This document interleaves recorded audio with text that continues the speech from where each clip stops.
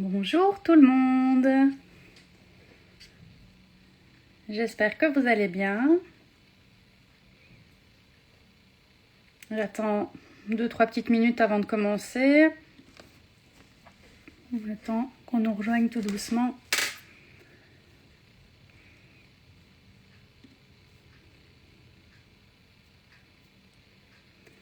N'hésitez pas, si vous avez déjà des questions, vous pouvez les écrire et je les verrai. Donc aujourd'hui, je vais vous parler de la crise de guérison. Et on va commencer d'abord en papotant un petit coup sur est-ce que les consultants qui viennent nous voir, est-ce que vous devez absolument ressentir quelque chose? Est-ce que moi, je dois absolument ressentir quelque chose? Est-ce que je dois absolument avoir des visualisations, des visions, etc. Donc on va parler de tout ça. J'attends encore 1 ou 2 minutes. Et on démarrera. Vous verrez, la crise de guérison, ça fait un peu peur, mais c'est pas si phénoménal que ça.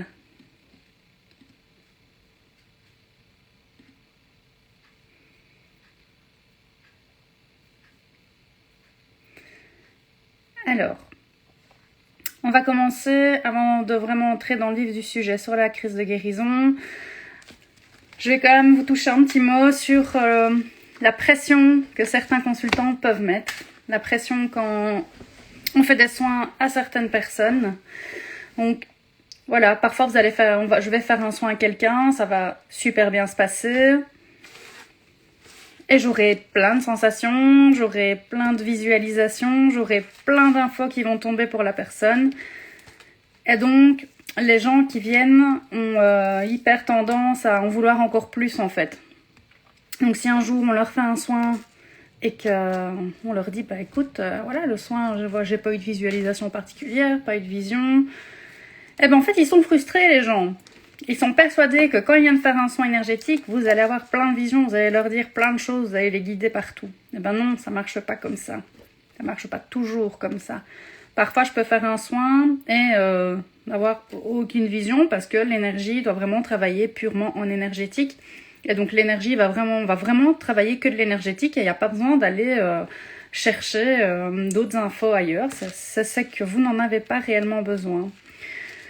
Et donc les gens se retrouvent déçus en fait, mais tous les énergéticiens n'ont pas de visualisation, tous les énergéticiens ne sont pas clairvoyants ou clairaudients ou quoi que ce soit.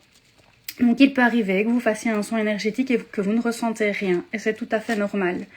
Parce que parfois l'énergie doit passer plus fort, et parfois elle doit aussi circuler de façon douce.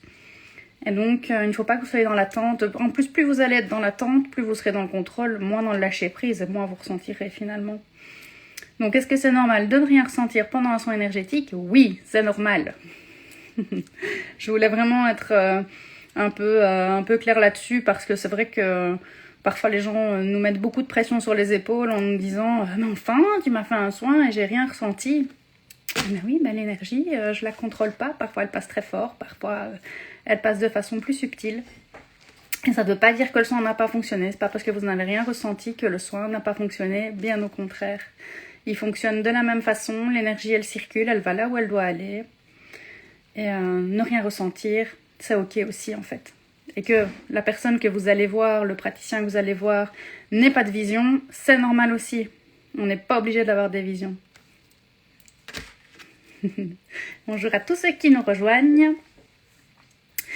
Alors, on va parler de la crise de guérison.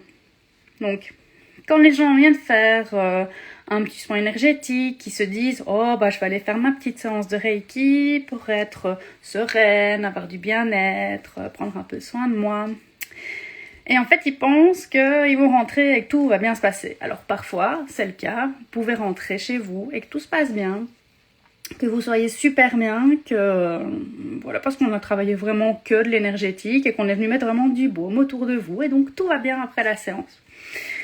Mais parfois, pendant le soin, on va aller chipoter à des petits blocages, on va aller retirer des flèches, on va aller parfois retirer des implants si je travaille en bioénergie, je vais aller faire de la chirurgie astrale pour aller retirer des masses si je travaille en bioénergie aussi.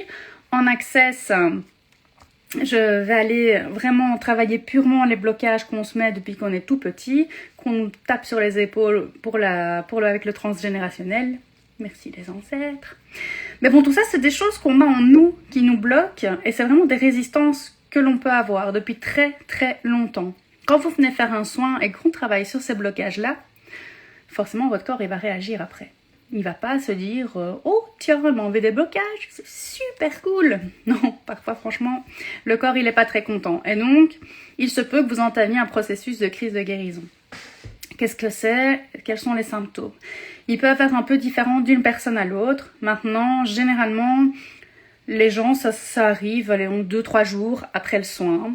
Ils vont avoir des courbatures, ils vont se sentir pas bien, ils vont avoir des maux de tête, c'est souvent le cas. Ils vont avoir des émotions qui vont remonter, ils vont être ou alors hyper agressifs. Ils vont avoir de la colère à fond qui va remonter, ou ça va être des envies de pleurer, de la tristesse, vraiment des angoisses, des peurs, beaucoup de choses qui vont remonter. Ils vont vraiment se sentir... ça va être difficile à gérer au point de vue émotionnel en fait. Et ça c'est normal, c'est parce que l'énergie, comme on est venu retirer des blocages, l'énergie elle va se remettre à circuler correctement partout dans votre corps. Donc déjà ça peut vous chambouler un petit peu. Et tous les blocages qu'on est venu enlever, il faut que ça sorte, quoi. C'est vraiment comme de la vapeur qui vient se mettre, et la vapeur, elle doit s'évaporer, et donc il faut que ça s'en aille. C'est pas gai. Donc parfois, c'est vrai qu'il y a des gens qui viennent faire un soin énergétique qui sont super mal 2-3 jours après, et puis qui comprennent pas en fait, qui comprennent pas qu'ils soient aussi mal, parce qu'ils sont pas venus pour être mal. Mais on peut pas travailler sur soi, aller enlever des blocages et se sentir super bien après. Malheureusement, je préférerais que ce soit le cas, mais c'est pas le cas. Que faire quand vous êtes en pleine crise de guérison? Alors c'est important de boire énormément, boire beaucoup, beaucoup, beaucoup d'eau. Ça, je le dis après chaque soin. Et les gens ne m'écoutent jamais, ils s'en foutent, ils ne boivent pas. Donc j'insiste, il faut vraiment boire beaucoup, vous devez vraiment vous obliger, parce qu'on vient travailler des énergies, ça circule, ça recircule partout, et ça a vraiment besoin de circuler correctement. Plus vous allez boire, plus vous allez faire circuler les énergies, et plus les anciennes énergies vont bouger. Parce que si vous ne buvez pas, les anciennes énergies qui n'ont plus rien à voir dans votre corps, elles vont rester, elles vont vraiment s'engorger, et vous allez être pas bien, et ça va vraiment enclencher une crise de guérison assez forte. Donc, bien boire, je le répète à chaque fois, je casse les pieds à mes consultantes en leur disant « Tu bois bien 1,5 litre par jour ?» Et à chaque fois, elles me disent « Ah bah non, et buvez !» Il est important de se reposer aussi quand vous venez faire un soin. Donc, après un soin, vous pouvez être super fatigué. Comme je dis, on vient travailler des énergies, les énergies recirculent à l'intérieur de vous. Généralement, vous êtes fatigué après. C'est important d'être à l'écoute de son corps, de se reposer et de se dire « Ok, là aujourd'hui, je vais pas aller courir un marathon, je vais me poser chez moi tranquillement. » Ce que vous devez faire aussi, comme il va y avoir vraiment des remontées d'émotions, vous allez vous sentir, s'il y a de la colère qui remonte, il ne faut pas la garder. Ça va faire vraiment un effet catastrophique si vous gardez vos émotions à l'intérieur. Donc il faut pouvoir laisser sortir. Alors si vous êtes au boulot où vous vous sentez pas bien, je vous dis pas de pleurer devant votre patron. Vous rentrez chez vous et vous laissez sortir les émotions qui doivent sortir. C'est-à-dire que si vous avez envie de pleurer, il faut laisser couler les larmes, il faut vraiment pas les retenir, il faut laisser passer, il faut vraiment désengorger votre corps de toutes ces mauvaises énergies. On laisse sortir ces émotions. Si on a de la colère, on va dehors, on crie, on va courir, on essaye de faire passer la colère, de la laisser sortir, de la laisser s'exprimer pour que la crise de guérison vous foute la paix le plus vite possible finalement. Plus vous allez garder, pire ça va être et plus de temps vous allez passer en crise de guérison. Si vous avez mal à la tête, ça arrive très souvent aussi parce qu'on vient travailler des zones parfois au niveau de la tête. Je pense surtout aux soins Access et au massage crânien où vraiment je viens toucher des zones au niveau de votre tête, où on vient activer des barres. En Access Bar, c'est vraiment le principe, on vient activer des barres. Là, à ce moment-là, c'est vraiment appuyer, mais que ce soit que je vous ai fait un soin Access ou Reiki, c'est pareil, vous appuyez sur la zone qui vous fait mal et vous mettez un peu de chaud. Et normalement, la douleur, elle va passer. Mais vraiment, ce que je recommande super fort, c'est vraiment de boire beaucoup pour vraiment vous aider à passer cette étape. Si vous prenez les élixirs floraux, que vous sentez que vous enclenchez une crise de guérison, là, vous allez vraiment faire appel aux fleurs pour venir vous soutenir. Donc, pour ceux qui sont en élixirs floraux, c'est génial. C'est quand ils viennent faire un soin et qu'ils enclenchent la crise de guérison, ils ont la chance d'avoir leur petit élixir pour venir vraiment soutenir le processus de la crise de guérison. Dans ce cas-là, ils prennent leurs petites gouttes beaucoup plus régulièrement que d'habitude. D'habitude, quand vous êtes en élixir floral de Saint-Germain, vous prenez 16 gouttes par jour, donc 4 gouttes 4 fois par jour. Là, vous prendrez 4 gouttes toutes les 3 heures à peu près pour vraiment venir soutenir. Les fleurs viendront vous soutenir dans votre cheminement et vous aider à passer cette étape qui est pas cool, je vais pas vous le cacher. Faire un soin énergétique, c'est pas être sur un petit nuage et planer. Malheureusement, parfois, c'est pas gai parce que les blocages, il faut les travailler et il faut les faire sauter aussi. Ce qui arrive très souvent aussi, moi je dirais c'est vraiment la gestion de l'émotion, des choses aussi que je peux voir et vous dire pendant les soins. Si jamais moi il faut savoir que je ne cache jamais rien à mes consultantes. Si je vois quelque chose, que ce soit quelque chose d'agréable ou pas, je vous le dirai. Donc parfois j'ai des visions de vie antérieure qui ne sont pas cool, mais je vous les dis quand même, parce que j'estime que si moi j'ai l'info, je n'ai pas à vous la cacher, et si on me donne cette info-là, c'est que vous êtes capable de l'assimiler en fait, et d'en faire quelque chose. Est-ce que certains ont déjà des questions par rapport à tout ça? N'hésitez pas à les écrire, je suis là aussi pour vous répondre. Maintenant, la crise de guérison, c'est pas chez tout le monde non plus, hein, je vous rassure. Parfois, les gens ne se rendent même pas compte qu'ils sont en crise de guérison, en fait. Ils ont mal à la tête et ils se disent « Oh tiens, c'est bizarre, mal à la tête, je suis pas bien, j'ai plein d'émotions qui remontent. » Mais ils savent pas que c'est ma faute. C'est par après quand j'en discute, parce que quand vous revenez, ou je dis toujours, quand après un soin, vous êtes pas bien, n'hésitez pas à me contacter. Je réponds toujours aux messages. Si on sent que c'est difficile, voilà, normalement, si vous avez un thérapeute énergétique qui se respecte un petit peu, il vous expliquera la crise de guérison et le fait que vous ayez des émotions qui vont remonter. Parfois, il y en a qui ne l'expliquent pas, et puis il y a des consultantes qui se retrouvent chez elles super mal parce qu'elles ne comprennent pas pourquoi elles sont mal, et puis elles se disent oh là, le gars, il a fait un truc pas possible, quoi. Moi, je dis toujours, non seulement il faut expliquer à ces consultantes ce qui peut arriver après le soin, donner les conseils d'après-soin, les petites recommandations, de boire beaucoup, se reposer, être à l'écoute de ses émotions et bien les laisser sortir. Et puis alors, toujours rester disponible. Moi, comme je dis, si vraiment j'ai une consultante qui a une crise de guérison très très forte et qui ne le vit pas bien du tout, elles savent bien qu'elles peuvent m'envoyer un message et que je travaillerai sur elle à distance pour essayer de venir mettre un peu de baume. Mais généralement, pour ça, je travaille fort en Reiki, parce que le Reiki vient vraiment apporter beaucoup de sérénité. Donc, je viens vraiment retravailler à distance sur les personnes pour essayer de soulager un petit peu et de les aider à passer cette petite étape. Et donc, comme je disais, c'est vraiment d'une personne à l'autre. En fait, voilà, il y a des gens, ils vont être hyper sensibles à l'énergie. Et, déjà en soins, ils vont vraiment sentir très fort, ou des picotements, des petits tremblements, des petits spasmes. Ça, généralement, quand les gens ont des petits spasmes, je sais pas si certains ont déjà eu pendant un soin énergétique des spasmes dans les mains, vous avez les mains qui bougent ou les jambes qui bougent un petit peu. Ça, c'est vraiment le signe qu'il y a des blocages, en fait, de l'énergie qui passe et qu'il y a des petits blocages qui sont en train de sauter au niveau de l'énergie. Donc ça, c'est moi, c'est mes petits trucs quand je vois que je suis en train de travailler sur des blocages qui sautent tout doucement. Et si la personne a beaucoup de spasmes, par exemple, je verrai directement si elle risque la crise de guérison ou pas. Donc généralement, je mets bien en garde. Après, voilà, les gens qui sont pas dans un travail où ils sont à l'écoute d'eux-mêmes, je pense qu'ils sentiront même pas la crise de guérison, en fait. Ils la passeront très facilement parce qu'ils la ressentiront même pas. Alors un petit truc super sympa pour laisser sortir vos émotions pendant une crise de guérison. Voilà, si vous n'arrivez pas à pleurer ou vous n'arrivez pas à mettre des mots sur les émotions que vous êtes en train de ressentir, bah écrivez-les, tout simplement. Vous mettre sur papier, voilà, je suis triste. Et essayez de trouver, tiens, je suis triste, pourquoi je suis triste? Est-ce que ça vient maintenant? Est-ce que je suis triste vraiment du moment présent? Est-ce que je suis triste à cause de ma journée? Ou est-ce que je suis triste à cause de quelque chose qui s'est passé dans ma vie d'enfant ou quoi que ce soit?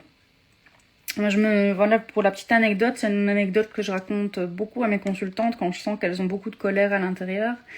On m'avait conseillé d'écrire ma colère. Voilà, parce que moi j'avais beaucoup de colère, voilà, j'avais beaucoup de pardon à effectuer. Et quand on m'a dit, ah ben Aurélie, tu vas écrire ta colère, je me dis, se fout de ma gueule. Ben, je vous assure, j'ai écrit ma colère. En fait, je me suis dit, voilà, pendant une pause au boulot, je me suis dit, je vais écrire ma colère. Mais je me suis dit, je vais écrire 3 lignes. Pas tellement de colère, moi. J'étais dans le déni total. En fait, je me suis retrouvée avec 3 pages recto verso. Écrire ma colère. Et finalement, je dis toujours aux gens, quand je le donne en conseil, écrivez ce qui vous passe par la tête. Si vous sentez que vous avez de la colère à cause de votre ancienne copine Julie qui a arraché la tête de votre Barbie quand vous aviez 5 ans, et ben écrivez-le. Moi, ça m'est arrivé, j'ai écrit que ça me faisait chier que ma vieille copine Julie avait cassé la tête de ma Barbie. Mais voilà, ça peut sembler ridicule, mais c'est toutes des petites colères, voilà, qui ont besoin d'évacuer. Voilà, si vous êtes triste, vous écrivez « Je suis triste, ça me rend triste, ça me rend triste, ça me rend triste ». Qu'est-ce qui me rend triste? Et vous l'écrivez, vous essayez d'évacuer vraiment toutes ces émotions qui viennent vous pourrir votre crise de guérison, en fait. Et après, vous faites quoi? Ah ben voilà. Après, vous prenez vos petites feuilles, et vous les brûlez, vous allumez, et vraiment vous brûlez, et vous mettez vraiment l'intention que tout ce qui est écrit s'en aille de vous. Voilà, je me déleste de tout ça, ça ne me correspond plus, je ne veux plus de ça dans ma vie.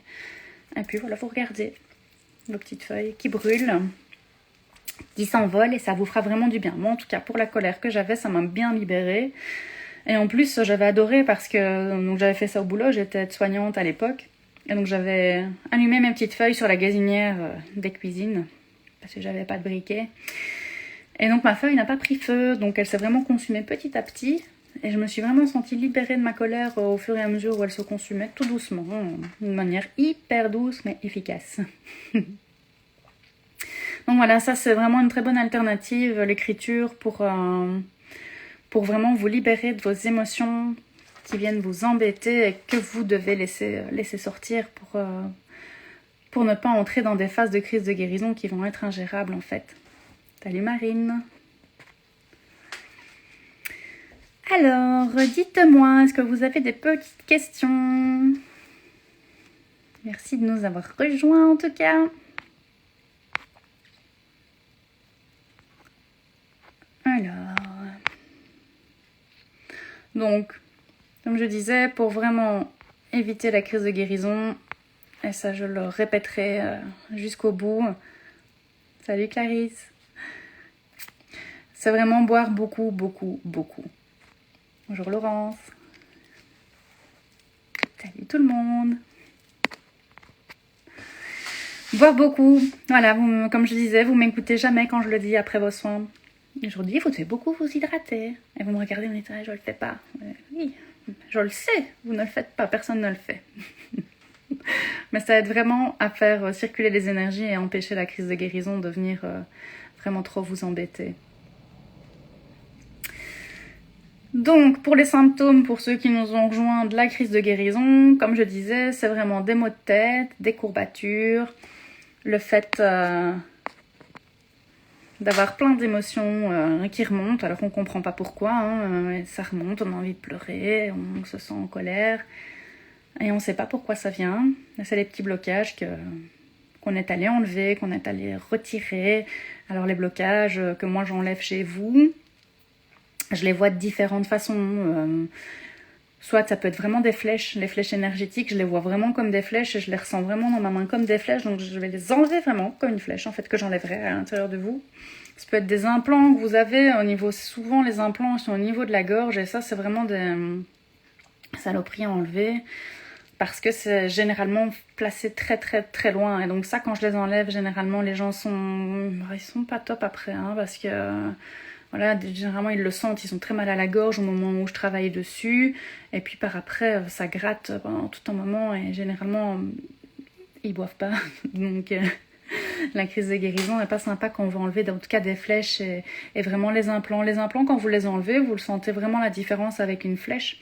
La flèche vous allez l'enlever très facilement que l'implant en fait quand je l'enlève je dois vraiment tirer, on dirait vraiment comme un pieu qu'on a enfoncé dans de la terre. Et je dois vraiment aller l'attraper, le tourner, le tirer. C'est vraiment quelque chose que c'est une saloperie que quelqu'un nous a implanté. Hein, donc généralement ils sont bien fixés et ils sont pas du tout évidents à les enlever. Les blocages que je vois aussi, ça, souvent je vois plein de nœuds, en fait je vois de la corde hyper grosse, hyper emmêlée, donc ça je m'amuse à enlever. Je travaille beaucoup par visualisation, donc voilà, j'enlève, je retire, ou alors, ouais, les implants c'est souvent hyper bien accroché, ça, c'est vraiment une saloperie, enfin, et parfois on n'arrive pas à les enlever en un coup. J'ai une consultante qui en avait 3 quand même.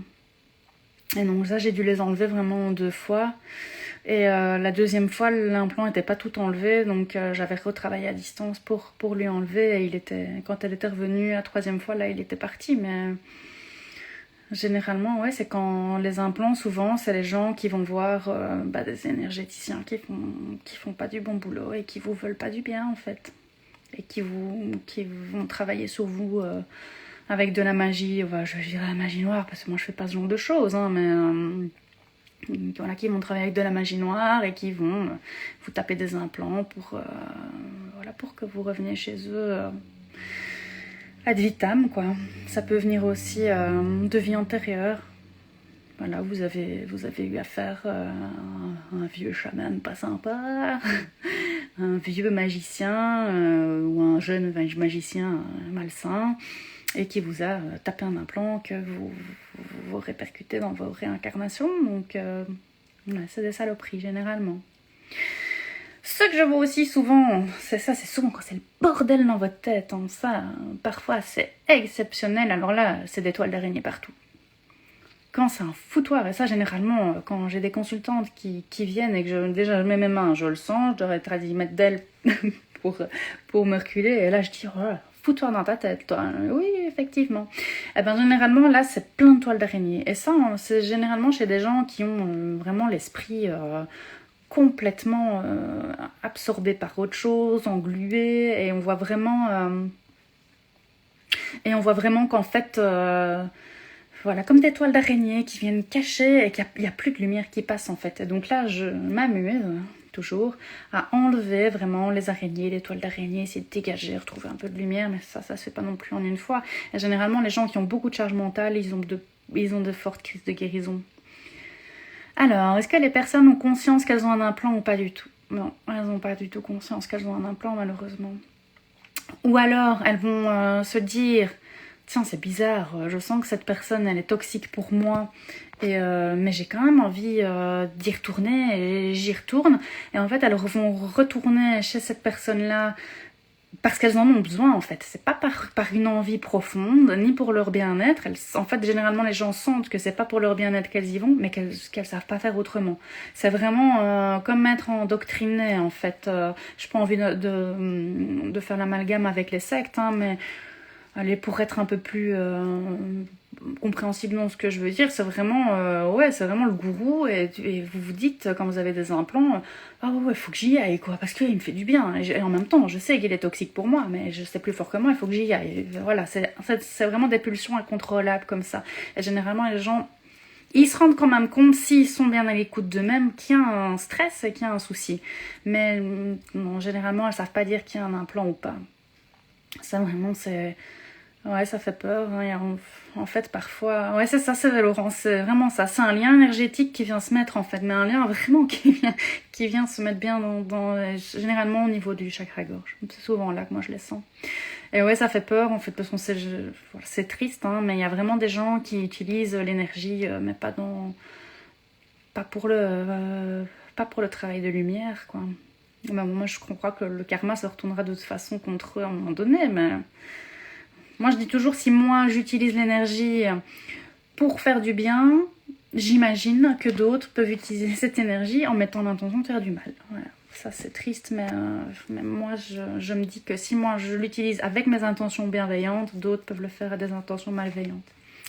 Alors, est-ce que je dis à ma consultante si je vois des flèches, des nœuds, etc. Oui, je le dis toujours. Je dis toujours tout ce que je vois. Si je vois qu'il y a des flèches, si je sens qu'il y a des implants, soit voilà, hein, soit ça dépend vraiment du soin qui est en train de se passer, mais soit je vais vraiment expliquer au moment où je le fais tout ce que je fais, ou alors je vais sentir que non, il faut pas que je le dise maintenant, mais je le dis après, on fait un petit débrief et je dis bah voilà, je t'ai enlevé 2 flèches à ce niveau-là. Si j'ai pu avoir la visualisation d'où ça venait, je lui dis, ou alors je lui dis clairement, voilà, je t'ai enlevé des flèches, mais je sais pas pourquoi elles étaient là, quoi. Ça, malheureusement, j'ai pas toujours toutes les réponses non plus, mais je dis toujours à mes consultantes ce que je vois et ce que je sens au niveau de mes mains. Est-ce que je retire tout avant d'en parler ou tu fais un scan avant? Alors moi, je fais toujours en début de soin un scan avec mes mains. Donc, en fait, il faut savoir que si je fais une séance de Reiki pure, il n'y a pas de scan. Et ça, moi, je trouve ça vraiment triste de venir travailler sur quelqu'un sans faire un scan parce qu'on vient mettre des énergies, en fait, on vient mettre du bien-être et en fait, c'est peut-être sur un truc pourri. Et donc, vous êtes en train de mettre du Reiki qui est hyper positif sur un truc complètement pourri, il faut aller l'enlever, quoi. Donc, à part mettre de la cire sur un truc pourri, vous faites rien. Donc, c'est bien d'utiliser plusieurs méthodes. Moi, généralement, la bioénergie, je l'utilise dans tous mes soins. Donc, quand je commence un soin, je vais vraiment passer, Reiki, 0 scan, c'est dingue, hein. Moi j'aime pas non plus. Et ça, malheureusement, on n'apprend pas aux gens à scanner. C'est vraiment hallucinant, quoi. Moi, c'est la première chose que j'ai appris à faire, c'est scanner le corps des gens pour sentir où il y avait des résistances ou pas. Donc, j'en reviens à ce que je disais. Quand vous êtes sur ma table de massage, que ce soit en soin visio ou en soin présentiel, je commence vraiment par un scan. Je passe mes mains vraiment sur tout le corps. Je vais sentir d'abord votre énergie. Tiens, est-ce que je sens ton corps éthérique? Ok, je le sens. Est-ce que l'éthérique, ça fesse à un moment donné? Ça, on le sent. Il y a vraiment... Le corps éthérique, il doit faire à peu près 20 cm au-dessus de la personne. Puis alors, on va sentir, tiens, pouf, il y a un effondrement de l'éthérique. Tiens, toi... Oui, Laurence, tu peux vraiment... le replay sera dispo sur la page. Pas de souci. Je te souhaite une bonne soirée. Est-ce que je sens, tiens, le corps éthérique, est-ce qu'il est bien centré sur la personne ou est-ce qu'il est décalé? Est-ce qu'il est décalé vers les autres? Est-ce qu'il est décalé vers l'intérieur de soi? Est-ce que la personne est plus dans une introspection personnelle ou est-ce que vraiment, est-ce qu'elle est trop dans le don des autres? Donc ça, j'arrive à sentir aussi. Et je fais tout le corps comme ça. Après, je fais chakra par chakra pour sentir, tiens, voilà, ce chakra-là, je dois le travailler, ce chakra-là, je dois pas le travailler. J'arrive à sentir les douleurs des gens, je vais sentir les résistances. Voilà, tantôt, j'ai eu une consultante, je lui ai dit, tiens, t'as mal dans le bas du dos, t'as mal à ta hanche? Oui, tiens, j'ai une sciatique. Ah bah ok, tu me l'avais pas dit, ben, je vais travailler dessus en même temps. Donc, le scan, il est hyper important. Non, en fait, le Reiki, c'est pas du tout un scan. Le Reiki, c'est vraiment venir mettre une énergie. Et en fait, le Reiki, c'est la position des mains sur les 7 chakras et les symboles Reiki. On fait rien d'autre. On travaille pas des blocages. Ça le travaille un peu tout seul, mais la vision du Reiki, c'est pas d'aller enlever des blocages. Pour moi, le Reiki, c'est vraiment le baume. Moi, quand quelqu'un vient pour un soin Reiki, c'est mettre du baume autour. J'utilise d'autres techniques pour vraiment aller retirer les blocages. J'utilise rarement le Reiki tout seul. Je mélange toujours mes soins.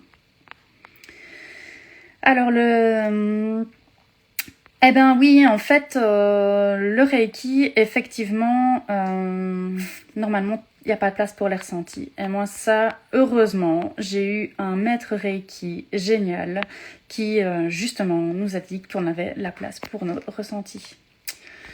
Et ça, je n'aurais, je pense, jamais pu suivre tous mes niveaux de Reiki. Je ne serais certainement pas maître enseignante Reiki aujourd'hui si j'avais pas eu cet enseignant-là qui vraiment nous a toujours dit laissez place à vos ressentis, faites comme vous le sentez, laissez vos mains aller là où elles devaient aller et vous ferez correctement quoi que vous fassiez. Il nous disait les symboles, si vous, voilà, on apprend en Reiki les symboles dans un certain ordre. Si pour vous, c'est pas le bon ordre, pas de souci, vous mélangez. Si le symbole, vous le dessinez visuellement d'une autre façon, pas de souci, vous le dessinez d'une autre façon, c'est que c'est bon pour la personne, c'est qu'il doit être dessiné comme ça. J'ai vraiment eu un maître Reiki pour ça au top, parce que s'il avait été trop protocolaire, moi je sais qu'il y en a qui sont hyper protocolaires et qui veulent pas de ressenti dans les soins Reiki, j'aurais pas suivi, en tout cas pas avec lui en tout cas. Là j'ai fait vraiment tous mes niveaux avec la même personne. Oui, pur canal, ça c'est ouais, c'est vraiment être pur canal, ressentir les choses, vraiment être à l'écoute de soi, de ce qu'on ressent et de son intuition. Donc, généralement, si vous venez juste chez moi pour un soin Reiki, vous n'aurez pas de crise de guérison. Mais comme je ne fais jamais de soin Reiki pur, vous en aurez. Mais bon, le pourquoi je ne fais pas de soin Reiki pur, voilà, ça c'est encore, voilà, c'est mes ressentis à moi. Moi, voilà, j'aime bien mélanger les énergies, je trouve qu'elles ont toutes quelque chose à apporter. Et ouais, le Reiki, c'est le baume. Voilà, il y a d'autres énergies où c'est autre chose.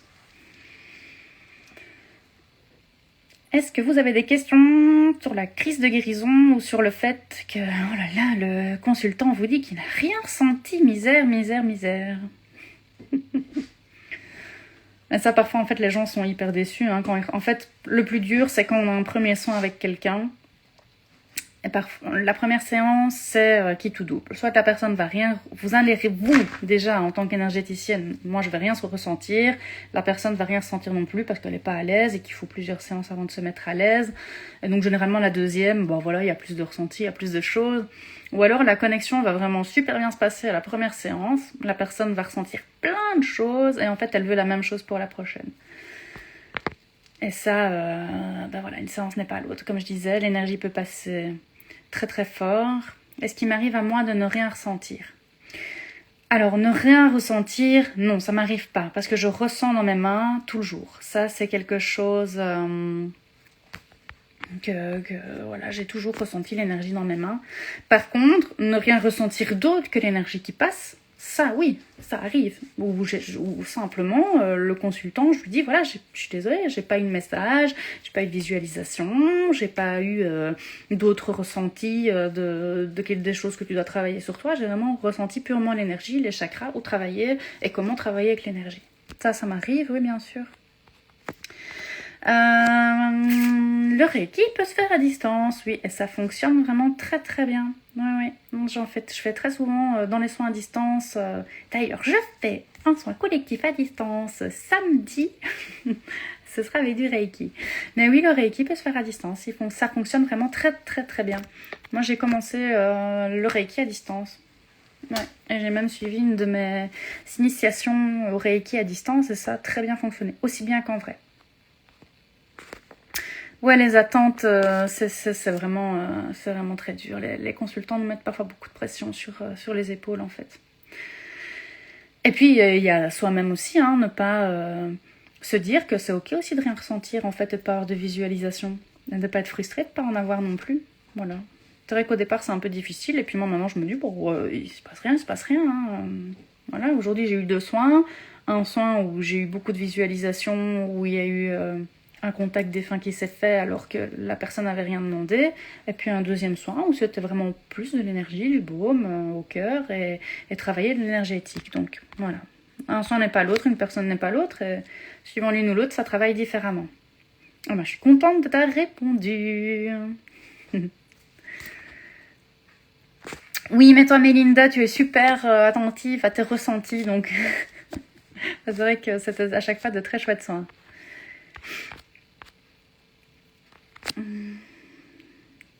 Oui, c'est vrai que c'est dommage, ça, que beaucoup ne réitèrent pas car ils n'ont pas de ressenti. En fait, les gens, ils sont vraiment, je j'ai pas envie de dire un sketch, mais ils se font vraiment un film avec les soins énergétiques, parce que malheureusement, certains énergéticiens en font un cinéma en fait, où ils font des trucs avec leurs mains, leurs trucs, machin, avec des paillettes, des arcs-en-ciel. Voilà, ils en mettent 10 fois trop, et c'est pas ça, les soins énergétiques, c'est pas ça du tout, quoi. Ouais, il y en a beaucoup qui recherchent la partie magique. Enfin voilà, j'ai mis un post il y a quelques jours en disant bien qu'un soin énergétique, c'est pas de la magie, hein. C'est travailler sur des blocages, et parfois, on se sent pas bien après. Et même souvent, on se sent pas bien après. On n'est pas sur un petit nuage avec des petites ailes à être heureux. Voilà. Si on vient enlever des blocages, forcément, il va y avoir des émotions qui vont remonter. Il faut être à l'écoute de ces émotions-là. Bon, écoutez, est-ce qu'il y a d'autres questions, mes chers? Merci pour votre participation, en tout cas, c'est super cool.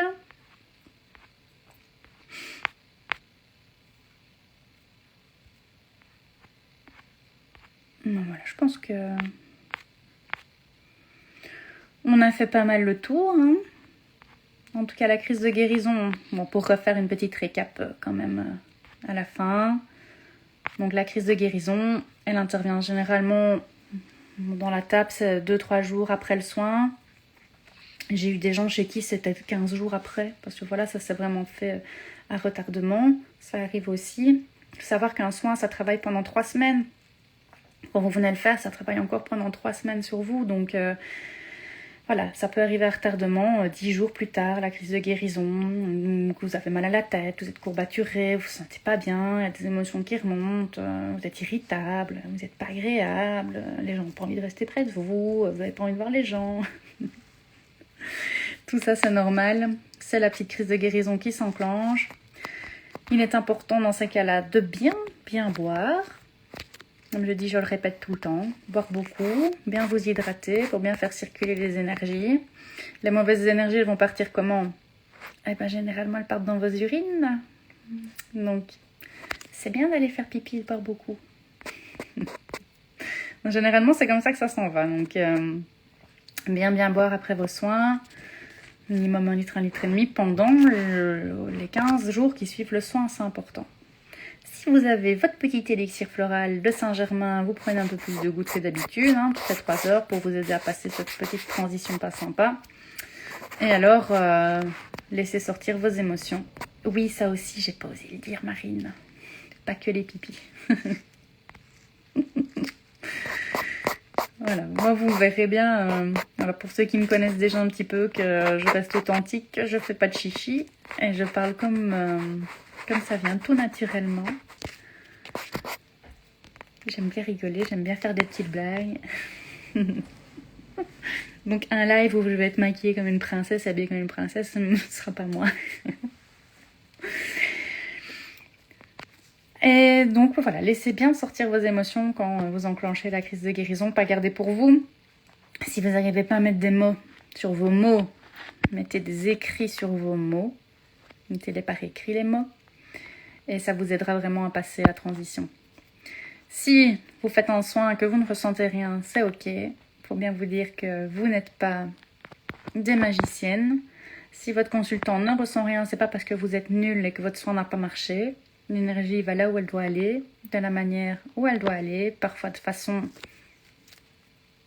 brute et difficile, et parfois de façon douce et subtile.